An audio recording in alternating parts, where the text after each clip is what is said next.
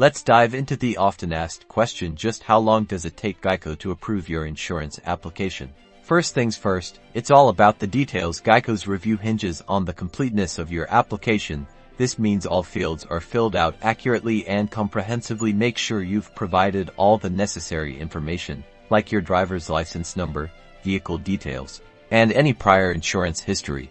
Once you submit your application, Geico's process begins. The initial step involves verifying the information you've provided. This might include checking your driving record, looking at prior insurance history, and vehicle information to make sure everything is accurate to determine your risk factor.